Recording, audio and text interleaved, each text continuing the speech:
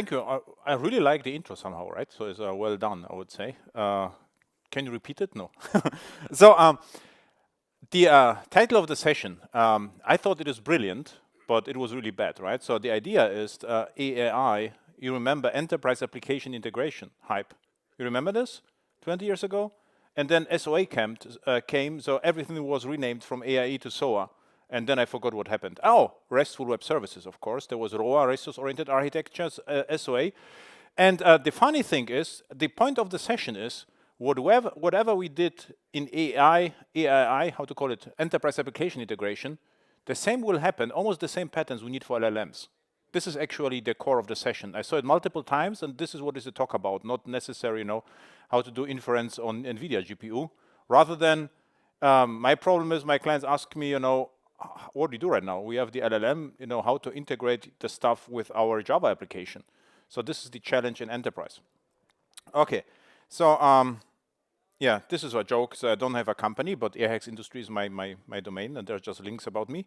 And I really like Java. And why? I don't know, because yeah, I know it, right? And there was no reason to learn something else. So this is maybe whatever I tried to learn, it died. So I wanted to learn Ruby. I have the books actually, and then it was less and less popular. There was no more Ruby, right? So Scala the same. So I was really excited about Scala. There was with Martin Odersky and had a chat, and I was like, hey, there will be one project where Java is too slow or it won't scale, so I will pick Scala. It also no more that exciting. So I'm waiting. I not that much interest to learn Python, I have to admit. And Kotlin is nice, but Java is catching up. This is my official statement right now. So I'm waiting a little bit, right? So what happens with Kotlin? Sorry, Kotlin guys, but yeah.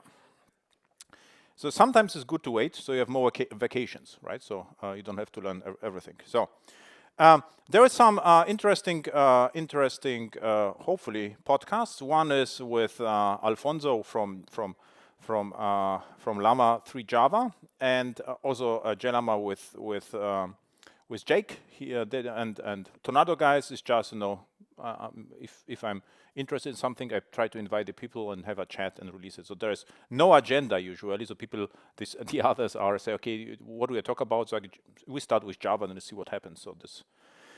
And there is a question and answer.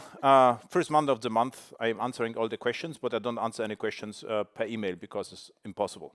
So this is my YouTube channel. This was the shorts part before that, and this is also wrong. There are 800 snippets, not 650, but this is what YouTube told me.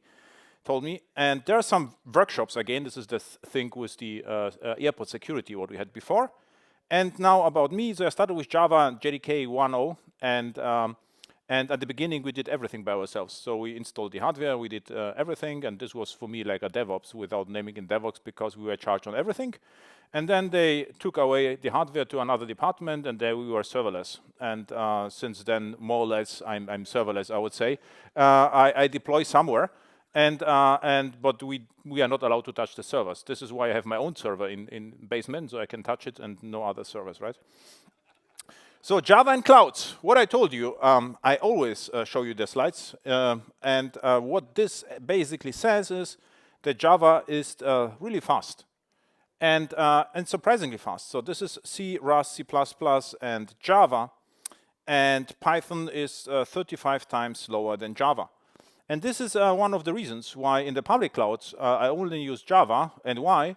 Is to save money, basically. So, and I'm in the lucky situation that I can argue this way, but we really save money, and this is what I do usually, right? And this is only partially relevant here. Why? You will see in a second. How I usually argue is like this. I tell you, okay, if you have a Quarkus as an AWS Lambda, then the usual call takes 100 milliseconds. We are way faster. To give you a perspective, my current projects, we have several hundred classes in one AWS Lambda. Azure Function will be similar. And the ping time or the response to a Quarkus and back, but the Quarkus is complete MicroProfile stack, is nothing, it's like 10 milliseconds. So 100 milliseconds is actually slow. But no one cares about that in LLMs. Why? You see, and this costs you like $15, right?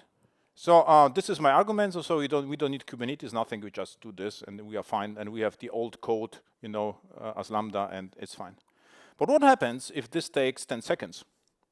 And this is usual. So in inference, in models, so if Lambda calls something else, so first, right? This is I/O bound. So the Lambda just waits until ChatGPT or Claude Anthropic or whoever answers, and we are paying for waiting. This is complete game changer. So you can use then Python or whatever you like. No one cares, right? Because Python is also very good in waiting, right? So we don't need Java for it, right? So for that, you will pay 1,400 euros. So it means whatever we did back then is pointless right now. But what I usually do is, I say 2 gigs of RAM is perfect because we get 1 CPU and Java runs really well on 1 CPU. It doesn't run that well on 1/10 of a CPU, okay? So what we can do now, we can run, for instance, this Quarkus what I know, or Micronode what I know, is 128 on max, which Quarkus consumes Lambda 90 max, and then we will pay 80 euros. Still 4 times as much as an usual project, but at least manageable. So what it means is we could use Lambda sometimes to call a remote LLM. Okay, this is the idea. And the question is why you would do this is we come later in enterprise. There are compliance, security, and stuff like that. So with Lambda, we get the built-in security or Azure Functions or whatever, so cloud, because we get the role-based access control. There are no API keys. It is more secure than do it by yourself. As show you, I have actually source code, a screenshot this time. Okay, so what means is serverless compute.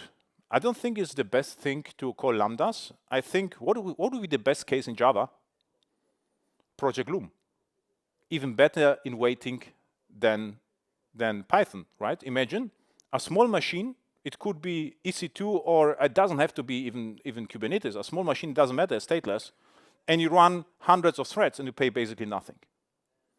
So what it means, think out of the box.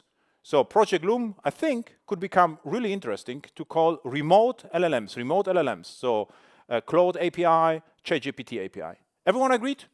And I'm talking about costs, but without costs, forgot enterprise. So if you do this and you have for Hello World, you spend 1,500 euros in a department, you get shut down the next month usually. Okay, so it really depends on the company. Some companies don't care about money, and the others care a lot, but it's hard to tell. And as always, you can ask me questions here. So this should be fun, the entire session. So who cares about pure Java? The next question is, why I put pure Java on the slides, on the title. I mean, who cares about that? So back then there was Sun Microsystems, pure Java, logos and whatever. And now I'm here and talking about pure Java.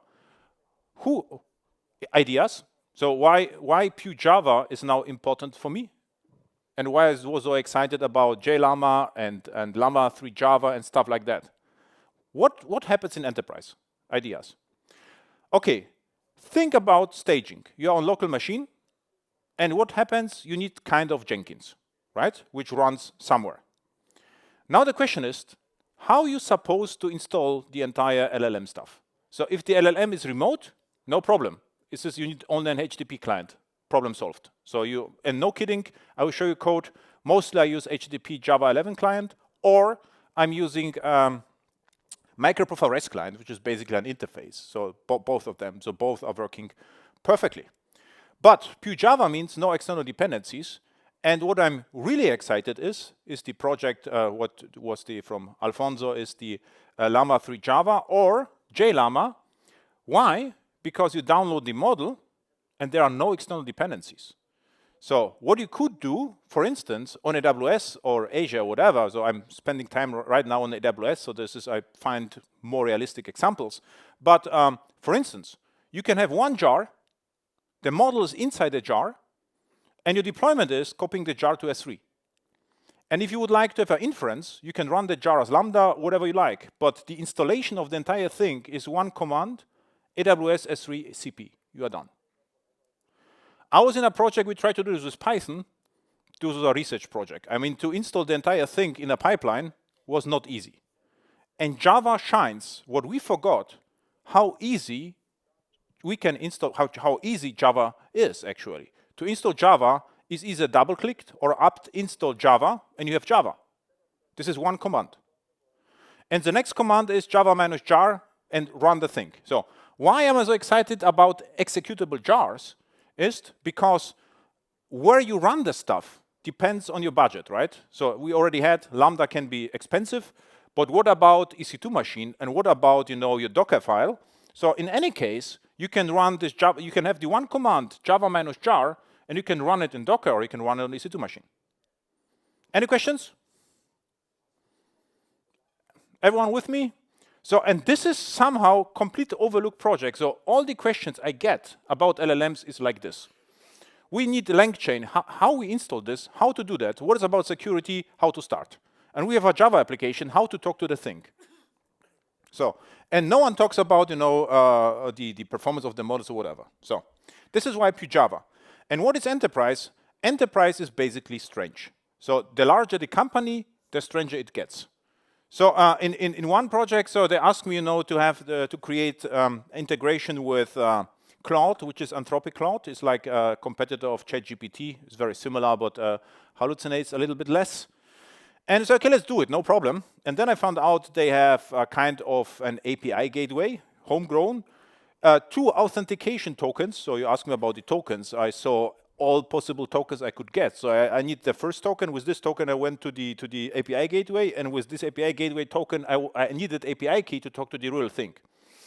Now, if you do this with Claude or ChatGPT, request response, you are done, or you have the streaming thing, which we'll talk about. So you see at conference, usually streaming, you see the token stream to you, right? So this is what you usually don't do. And in this particular project, this was the invention.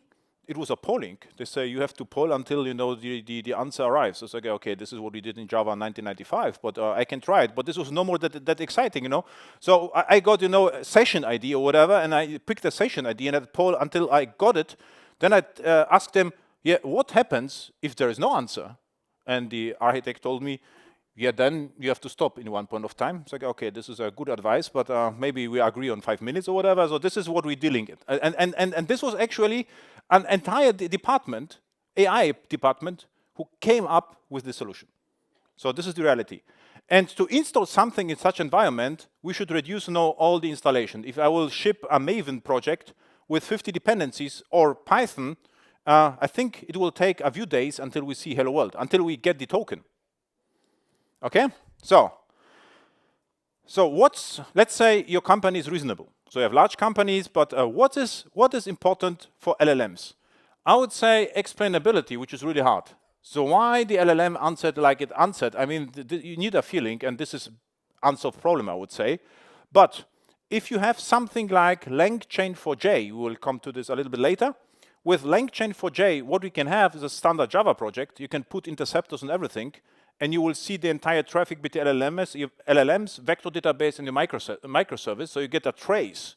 You say, okay, at least we know this model was called with this answer, this happened, and so you see what happened, right? So traceability is the same, and also traceability means you know who invoked what. So the companies are a little bit afraid with the LLMs. Okay, not that ours, our employees are uploading the entire private stuff, or a company like there was this issue with Samsung, back then, to the cloud. So managers read it, and now they are a little bit cautious with that, right? So, and what it means is you need somehow you have to know who did what. Then cost effectiveness. So you heard here about RAG, right? You also heard about graph RAG, I hope. Here, was it a session about graph RAG here, grag? No. So what means RAG? What RAG? This is retriever augmented generation. But what it basically means is you are interacting with the models a lot. So if I have a ChatGPT, one call, I'm done. If you have ChatGPT with RAG, potentially, what you will do, you will ask about snippets. So the model can be remote or can be local. But there are cases where one RAG transaction costs you $7. One call. So this is actually, you can do the math. This can be very expensive very quickly if this is remote model. Local model, no one cares. But remote models is an issue, right? So $7 per call, we had with Lambda 2 transactions per second, so we have $14 per second. So if you put this in production, I would say after 2 weeks, you have a problem. Or even after 1 day, depends on your budget, right? And like on AWS, you will notice that after 24 hours. So something happens then, because then you get all the alerts. Okay, so we had cost effectiveness, testability. So I will show you actually. So testability is from how to test the LLM. So and what I think what's impossible, nearly impossible, is to test when LLM answers with text.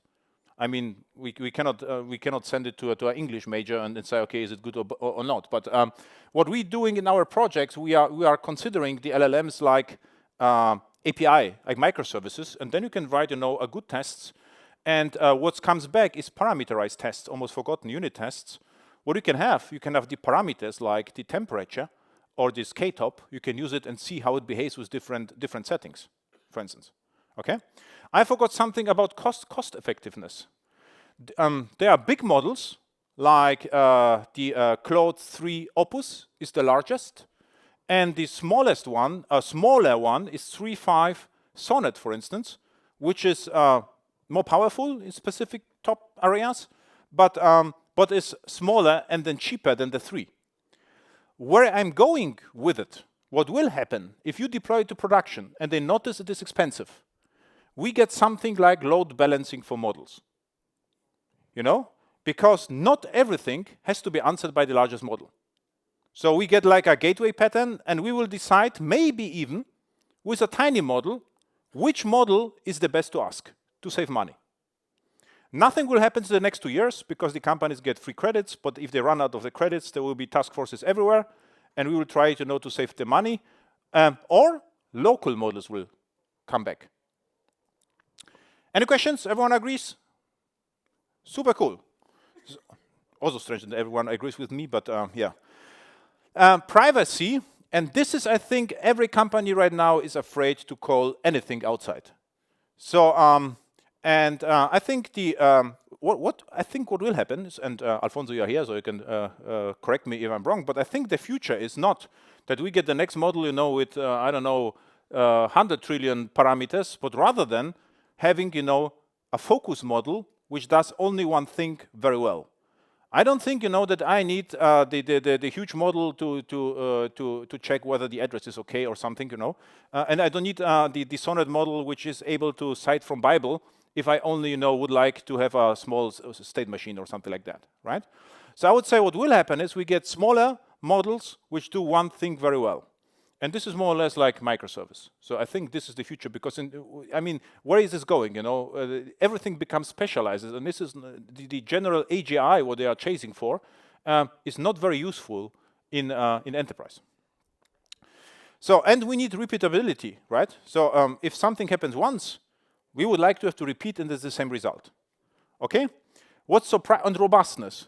What's surprising that the models are surprisingly robust, so you can call them often and nothing happens. They are mostly stateless. So, additional challenges in companies already on the horizon: AI gateways. So every company ships now AI gateways. What it is, this is something, so what I tell you right now, like a load balancer for the models that is, okay, this is too expensive, you route to this one. Then we still have web applications firewalls. So the funniest story was, I can share with you, we wrote an application with Quarkus, with MicroProfile and so forth. We called the model. Everything was fine, and we never got the answer. And they said, okay, what's going on? We escalated, and it turned out that the web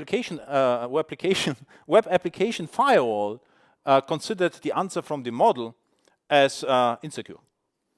So it was actually blocked. So we say, come on, this is your model. This is and we look at this, there was nothing wrong with that, but they say, okay, there was too much text or whatever, so this is fun. It will never happen outside enterprise, right? So what always happen is threat limiting, rate limiting. Regardless what you will do with modern API, with remote models, you get on Claude 529 immediately, and or this is throttling. And throttling actually happens everywhere. This is so bad that on AWS Bedrock, what they try to do is they load balance the requests inside Europe. If you say yes, you say, okay, if Frankfurt is overloaded, we have some GPUs somewhere else, and they will load balance it for you. So I would say this is a very common. So what it will mean, what means is, perfect for us, all the microservice patterns we talked about here 10 years ago will come back, I'm pretty sure. So bulkheads and repeat, not repeat. I think it's repeat. Then timeout, everything will come back, because with that, they are perfect for LLMs. Why? Because LLMs are idempotent. So we can retry as often as we like, and we get in one point of time the answer. So it's perfect. So we added proprietary APIs, authentication, authorization, always a challenge in enterprise. So remote, what they are, this is HTTP API always. It is either API authentication, so it's API key in all cases. So you can pick ChatGPT, or you can pick Claude Anthropic, and you get the developer keys and you can call it. And I use Java HTTP 11 client to do that. And in enterprise as well. So we use Java HTTP 11 client. Why? Because of logging. The HTTP 11 client from Java is very good. You can log the entire SSL communication, whatever. You can drop the entire communication. It's pretty cool. And if this works, we use then MicroProfile REST client, for instance, because we have less control about that. Everything is JSON. And the common API is like message-based API. So basically, you have a message array and it's sending this back and forth. And now it is more or less, I would say, usable. You have a JSON like a message. A few months ago, it was like you sent user and then 3 new lines and then system, 3 new lines. It was like crazy. Like servlets 09, right? So now it's getting better. So now asynchronous streaming and synchronous RPC. So this streaming is this what you always see. This is how ChatGPT behaves. This is like, the text is flowing. And now I can tell you about my actually use cases. And we never used such a streaming feature. Why not? In a bank, they say, okay, they're not interested in LLMs. And it's like, what about, let's say, let's imagine we get a message from outside, JSON, and we can ask, the LLM, is it like a fraud or is the address right? And they say, this is a brilliant. So how to do that, right?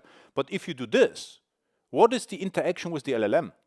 The interaction with the LLM is you put a JSON message and you get an enum back, right? And the enum is fraud, not fraud, I don't know. Okay? So it means the first iteration in enterprise is forget about the streaming. You would need, there is no difference between an LLM and a microservice. So from the architectural point of view, an LLM is a slow and throttled, unreliable, idempotent microservice. A very unusual microservice, but a microservice. And there is no difference calling such an LLM or a microservice. Everyone still agreed? Amazing. So you are the best. So next time I will you attend my session again. So yeah. So it is just another unreliable and slow microservice. If you consider it this way, I would say you can have perfect LLMs architectures. So unusual nature. This is idempotent, but not really. So I mean, it is idempotent. You can repeat it, and this is stateless, but maybe stateless for one day.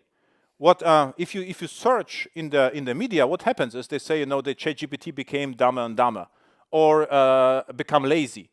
So what is the reason? So you say if this is stateless, why it behaves differently over time? Who knows? Or who knows? No one knows. But what is the suspicion? What it could be the reason? That the ChatGPT 4 today is smarter than ChatGPT 4 at Christmas. Maybe at Christmas is a good example. Who knows? Or what is the suspicion? The companies, this is what I think, the OpenAI and the beginning, they release a new model. And then they try to save money. And what I think what happens behind the scenes, they activate some GPUs or try some quantization, whatever, and they say, I don't care about right now because the hype is over. So we are less precise. Maybe we replace this model with a little bit power efficient model. So over time it gets worse and worse.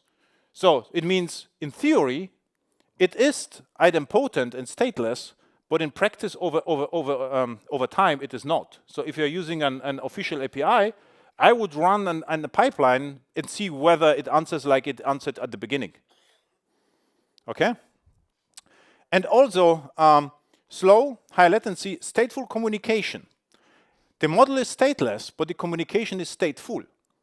So what means we get conversation scope or HTTP session back? Very similar, because what you would like to have, you're sending more and more. So we remember the message, you send it back, remember the message, send back. This is where LangChain4j shines. This is what happens behind the scenes. There is a memory, message memory, I think is the name of the class, and it handles this for you. It's just basically a session. Slow, high latency, low availability. This is really low availability. So I use frequently, all the time, I automate everything. My podcast is completely automated with LLM. So from the transcription to, I review everything, but right now everything happens automatically. But I've seen the transcription process, I would say it is very unlikely that it happens without throttling. And I'm paying for the pro tier.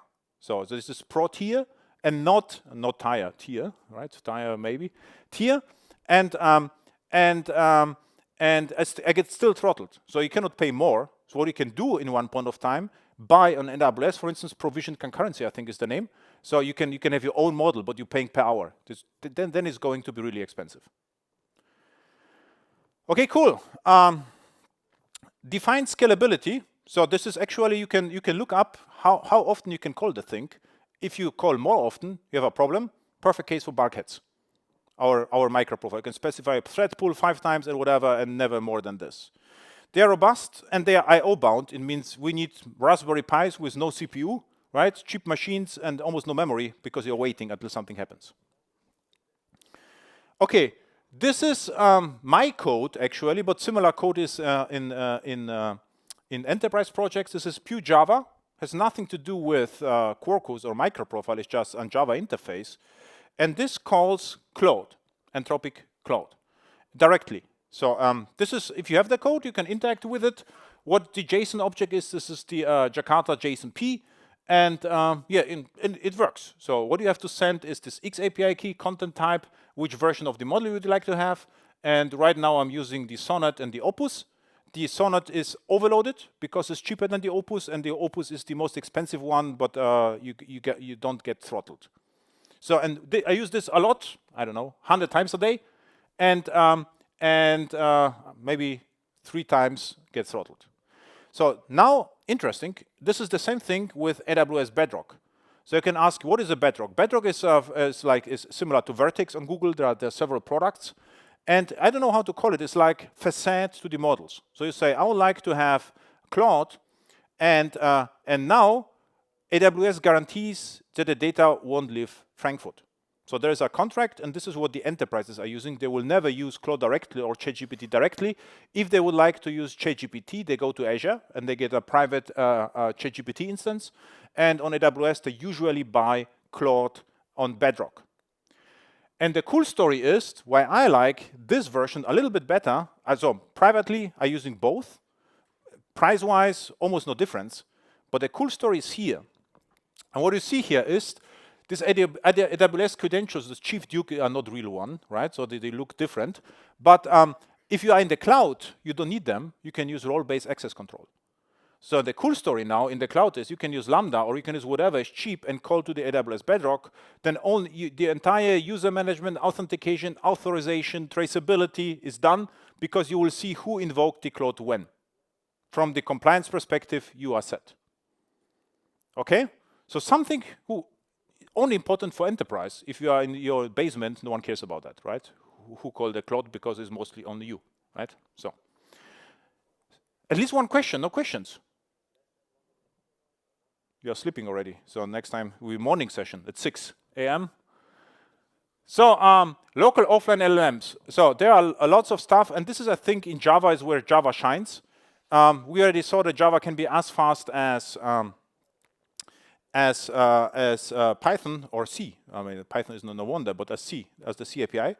And why? Because to my understanding, what LLMs are is a bag of numbers.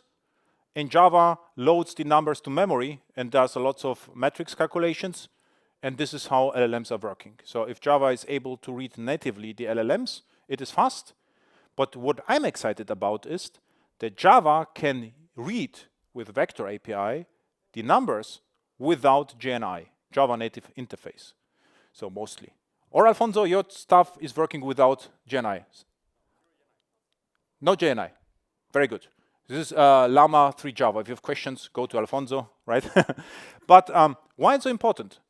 I don't know if you remember the year 2000, right? So there was the year 2000 problem. And we had to call with JNI, COBOL, PL1, this was my work. And it never worked. There was always a problem, wrong DLL, memory management problems, concurrency problems. JNI was always hell on earth. Even the Oracle JDBC driver back then was corrupt if you used the DLLs back then, right? And I suspect it will happen the same if you would attempt from Java to call DLLs JNI with the old one under load. So this is why I'm so excited that Java is able to read the numbers without anything. So what it means is to put a local LLM to cloud production, it is a matter of copying the model, which is the bag of numbers, and have a small jar, and then you are done with the installation. So it means no dependencies, no problems. Or the compliance reviews, whatever, we are set because there's no dependency. Okay, this is golden actually. So, so it means what we have is Vector Panama and the project Babylon, and it's getting better and better because Java will also introduce smaller floats, which will be more memory efficient and I hope even faster. Okay, so memory, CPU, and GPU hungry. So Alfonso said it's not a CPU problem, but my CPU. Also, if I run his code or Jlama on my machine, I can hear the CPU. So don't tell it to anyone, but I told this once, like, it's impossible that you hear this. Like, I hear this, right? So, and you can hear this. It's maybe not the CPU, maybe it's the electromagnetic vibration, but you can hear it. So I can show you after the show if they are quiet, right? So, and for me, it is this local or offline. It can be unstable, this memory, because if you launch it twice, your machine won't have enough memory, and this is high latency. So, what else? So left is the Sunfire. It was one of my pet machines. I really liked this. It was in Munich. So if I had the possibility, I walked to the server room and took a look at the machine. Cost was over $1 million back then. It was an AOL where two machines. And I don't know, 15 years ago, I tried to buy one for 1,000 euros in Australia. And the transport was more expensive than the machine, so I didn't bother then. But I think Raspberry Pi is faster than they think. And what you see here on the right side is the NVIDIA DGX H200. And this is like 30,000 euro machine right now, I think, roughly. And in a rack, you will have, I don't know how many of them, but it is also very, very expensive. So what it means is the cost effectiveness, I would say locally, if it really takes up in enterprise, you will take off in enterprise. We will also have, to see who uses actually the thing, because you cannot buy them really. So this is as limited as before. By the way, the reason why we got application servers was the Sunfire, because it was so expensive, then people shared applications on this. So the web server was installed there once, and every department put an ear on the thing, right? So maybe the web server will come back one time. I don't know, because of LLMs. I don't believe it's, but it was a joke, right? Not you're saying, Adam said this, right? So native access, CI/CD, infrastructure as code provisioning. This would interest me. So what is the effect of the cloud on us? So I don't know about you, but what happened with all the cloud? We are in charge of everything. So if the client asks me to do something, I already know I will have to install in the cloud as well, not just do it locally.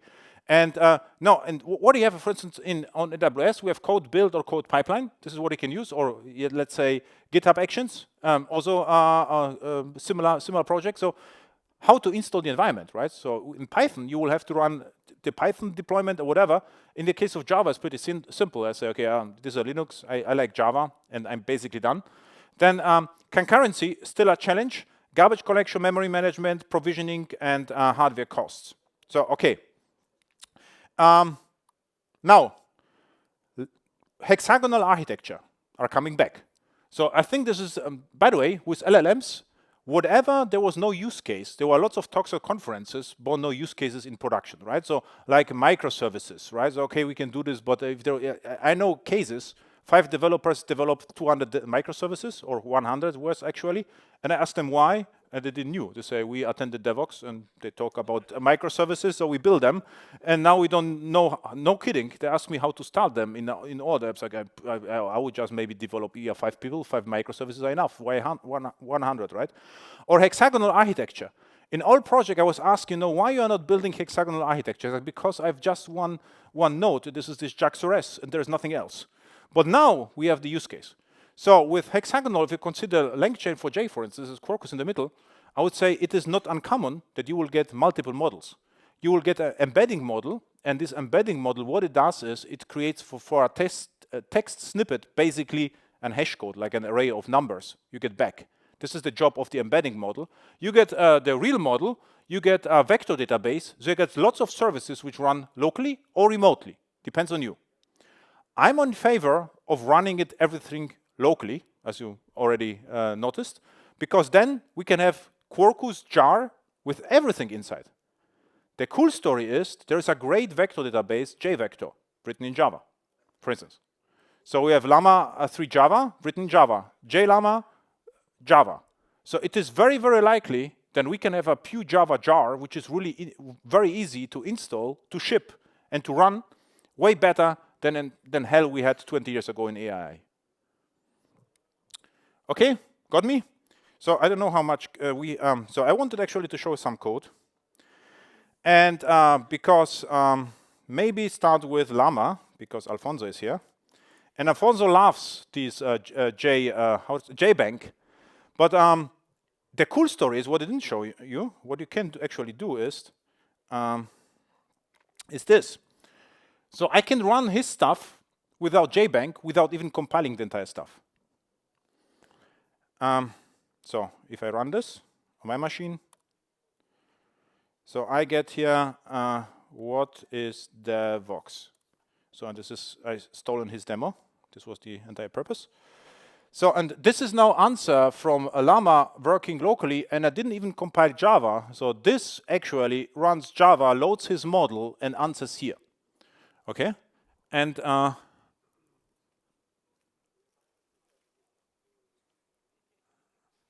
don't know whether it's true or not, but it looks interesting. And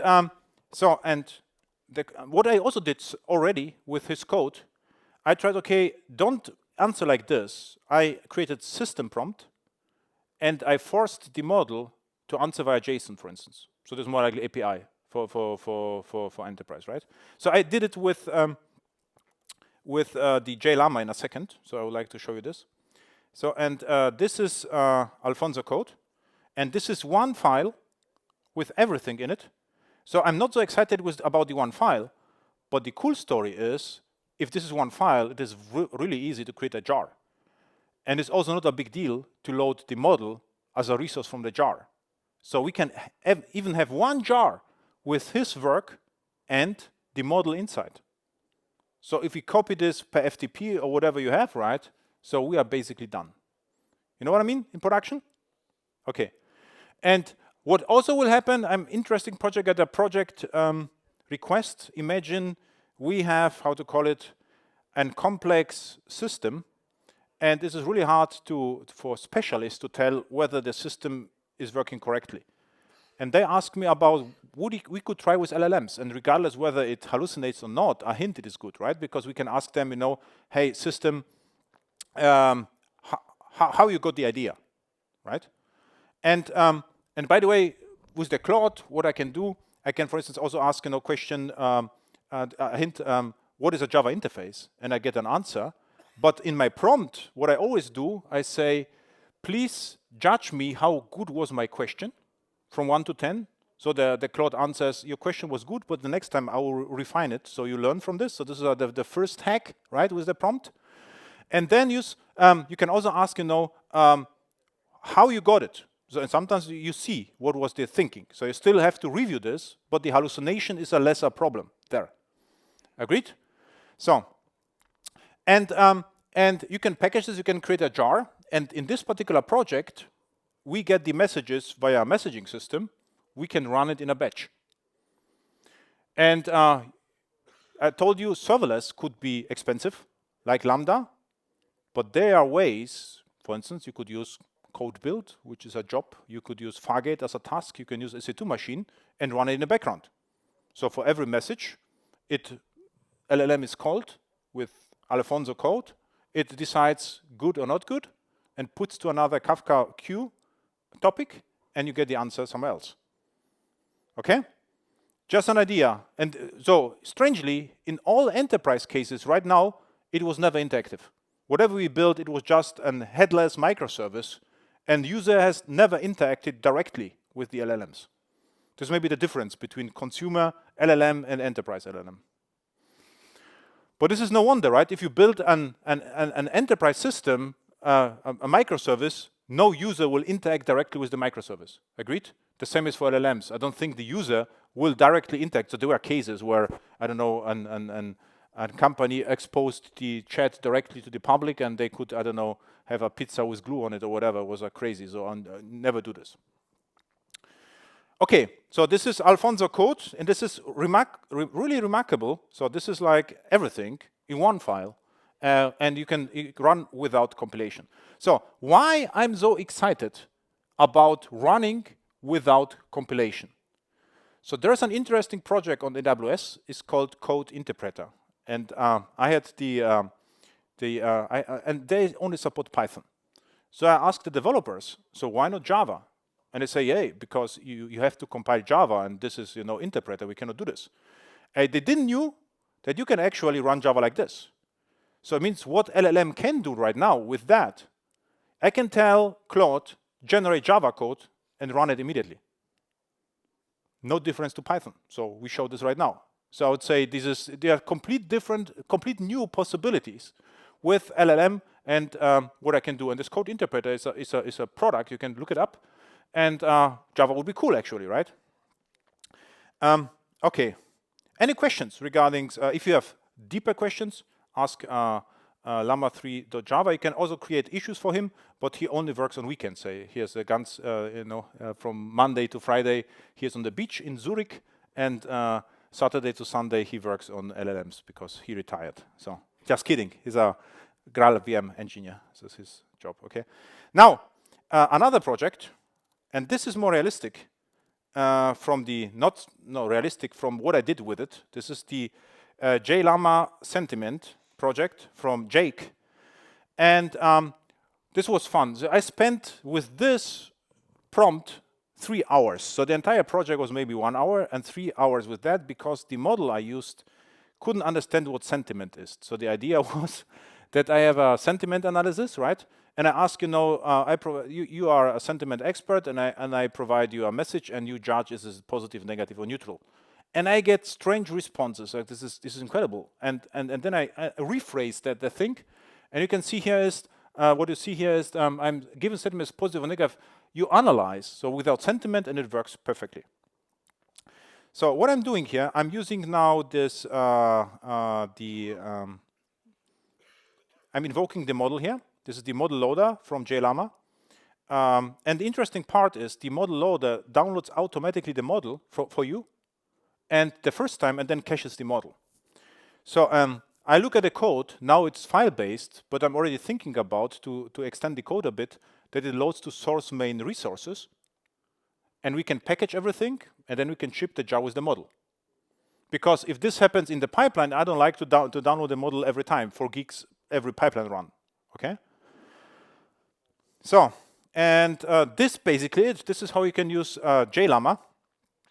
And what you see here is, this is my code result. This belongs to me. And you can see what it is. This is just a Java record with a sentiment, positive, negative, and neutral. Because what I would like to have is that the LLM answered just with positive, negative, and neutral, and not writes a paragraph why it is nice or not nice. I would like to have a definitive answer, right? And so therefore, I have also hallucination exception. This is also a thing. It says, okay, if you answer somehow nice, I don't care. So and the question is, okay, how we deal with it, and how we deal with it is the following. So we have here a test.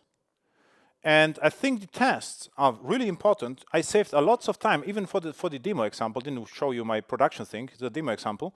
So what I'm doing here, I actually don't care whether it's LLM or not. I say I have the sentiment analysis.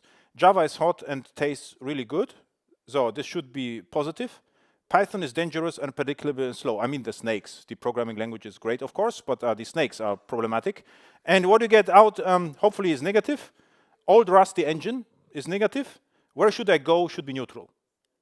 So, and this is what I wanted to have in a unit test, and I changed the prompt until it happened. So you have to automate the thing, right? So so if I run the code here, and so Maven package, so it will run the tests. So now you see this is local, and it answers in 2 seconds, and it works because I get the answers here. So this is positive, negative, and neutral. So it is working. But as I can see at this point of time, I don't care about LLMs anymore. This is for me just an API, and behind the scenes there is a local LLM now. It is local. It was downloaded in the model package. So there is the models. Here is the model from Jake.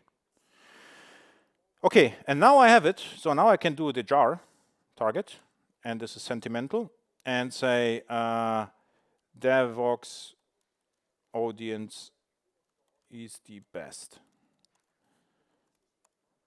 So, and now this is the main method, and now I'm using the model, and it says positive, and answered in 2 seconds. So, and I would say this is no Quarkus, no MicroProfile, nothing. It's just Java, and the Maven looks like this. So I'm using Maven assembly plugin, and there are 2 dependencies: Jlama core and Jlama native, and some unit tests, and I'm basically done. And what happens behind the scenes, I get 1 jar, but to deal with this jar, regardless whether there's GitHub actions or code build or code pipeline, is fairly easy. And the process would be, I would run the tests with hundreds of prompts. If this is working, push the jar to S3 or object storage, and then pull it and run it. Okay? Everyone still agrees with me?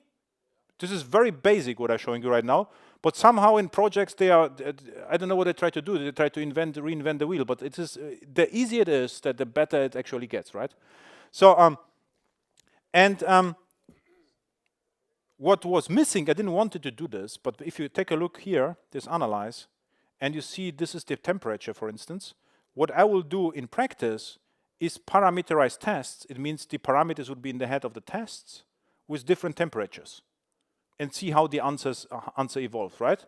So with a view parameterized unit tests, and with prompt which is externalized, I think we are pretty far. And there are 2 dependencies. There's nothing what I showed you, right? JUnit, and you are excited about JUnit and assert J. Agreed? So I think the future is actually bright, but from operational perspective, there is actually nothing to do if you do it right. So this is like fed jar deployment. So I have 3 minutes left. So so this is the hexagonal architecture I talk about. So patterns, ideas, revival. So I think adapter or decorator, very important, prompt caching. If you cache something, you can save huge amount of money. So if you ask a question and you know the answers, the enum 103, you can cache the answer. You don't have to call the LLM. Agreed? So then data access objects, right? So the entire rack is data access object. Why? What a rack means basically for us Java developers is a DAO, the entire rack. Because what happens is information is pulled from your database and injected to the prompt. That's all. Why is it called rack? Because the scientists were not Java engineers and they invented different names. So we would never call it rack. Okay, and the name is older than, I don't know, Quarkus for sure. So so what it means, we need kind of DAOs, and they are already implemented by Quarkus, for instance, LangChain for J. So you get, the DAO for every possible model, and they're getting more and more. So, but you don't see this, but you say you put AI service on an interface, and the DAO is created for you. Inversion of control. You know what tools is? This is the craziest things ever. So how the tools are working is, You tell, for instance, Claude or ChatGPT, I don't know what the weather is in, or if someone asks you about weather in Antwerp, you have no idea, ask me. You always have to, you write in the prompt, if there is a question about the weather, always call this interface. Now, Claude or ChatGPT, they are not able to call you interface, but what they are doing is even crazier. They are generating the message, send you the message, and said, please call the interface by me and give me the answer. And this is called tools. But if you think about this is inversion of control. Or Hollywood principle. This is the beginning of inversion of control, right? Don't call us, we will call you. So the LLMs are, okay, if the time I will call you, here's the data, please do it. So tools, very important. So Quarkus does it for you. It will call the Java interface behind the scenes, and the entire dance with the JSON messages is actually not required. Fluid logic, this was an old pattern. I hacked my heating, I don't know, 20 years ago, and used Groovy to make the algorithm replaceable. Now, you know, because I could load the script to a database, or Bean Shell. You remember Bean Shell, Java Bean Shell? The same story. You can store Java code somewhere and load it on demand. And LLMs, you store the prompt. This is nothing else than your logic, right? And this will be another topic. You know, for me, prompts is like code. They have to be checked in. And if the model has to be locked down, and then you get hopefully always the same answer, right? Unexpected format exception. I spent in the beginning of the AI a considerable amount of time with several hacks to make the ChatGPT answer in JSON. I don't want it to have the text, because text is useless in the enterprise. What you would like to have is an enum, Java record, JSON, XML, or even property file. Maybe not YAML, but everything else goes, right? So and this is actually the challenge. Now it's getting better. I think this is called structured answers in ChatGPT, so they guarantee you that you get JSON. And the Claude is as good that you always get JSON if you ask for JSON. Okay, so I would say in 80% of all cases you get synchronous remote procedure call. You call something, you wait 2 seconds, and you get JSON back. This is how my enterprise world looks like. So throwback, we get conversational scope. You remember that with SEAM and whatever. It's a subsession. Conversation is perfect name actually for the memory, as long as you communicate with the LLM. And what LangChain does is remarkable, because the context window is limited. They have like least recently used and most recently used caches where they forgot the old thing. Session scope the same. Bean validation. You remember bean validation? The bank example I told you, we wrote a bean validator, which called the LLM, and could say, okay, it is very likely that this address doesn't exist. Why not integrate it this way, right? So, parameterized test, integration test, a JCA, Java Connector architecture, right? This is like a plugin. I never would write JCA for that, but if you look at and LangChain, this is actually that. And so what we need is, this is the fire, right? So we have the Fat Enterprise AI jar, and this is what we need. And we have one jar, we can launch it whatever we like. And and this is how it looks like in production. This is it happens actually in Munich before the flight. I was lucky, this was actually overloaded error. This is the Claude was overloaded yesterday, actually. It was very simple prompt. And all the patterns, we don't have time to talk about that, but timeout, retry, fallback, this was not repeat, retry, what I forgot. Fallback, circuit breaker, bulkhead, asynchronous. Actually, all the fault tolerance patterns are just perfect for LLMs, right? Timeout, if it times out on a remote one, just cut it off. Sometimes it happens, it hangs, the Claude or the other one. And then you can combine timeout with retry, because then just retry. Fallback, you can try with the more expensive one. If it's overloaded, try with the cheapest one. The first case for fallbacks, right? Usually I always ask why you need a fallback in microservices. If I have a payment system, what I should do. If the payment system is not available, I cannot tell the client, you know, go to another provider. If you would like to pay with American Express, I cannot charge Visa, right? But in this particular case, it's just perfect. Circuit breaker is maybe not to protect, you know, the circuit breaker was invented to protect the other services. But in this particular case, it maybe protects, you know, your wallet, because it's like you don't have to call it over and over again. If something goes wrong, after 5 times, cut off. Bulkhead, throttling. If you know that the external model only can be accessed, by 2 threads, bulkhead's a 2, 1 thread pool, done. And asynchronous is optional. Okay, and what about length4j? LangChain4j, from my perspective, for LangChain4j is, I would start small things without LangChain4j, but you will need it immediately if you think about RAG, for instance. Why? What LangChain4j can do, it can, for instance, make a chunk from a document, small pieces, and create for every chunk, with embedding model, the Java database, the vectors. So there's a lots of stuff which you don't like to implement by yourself.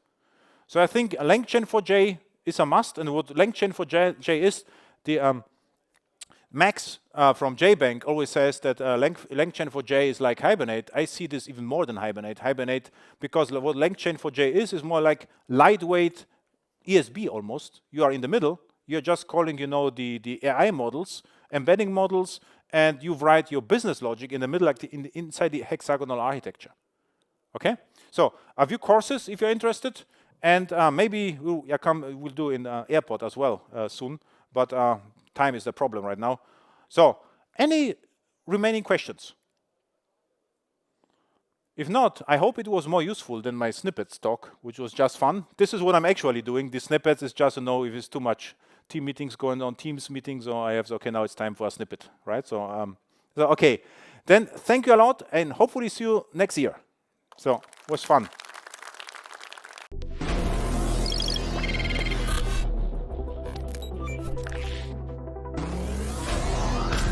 All systems are nominal. Initialize Genesis.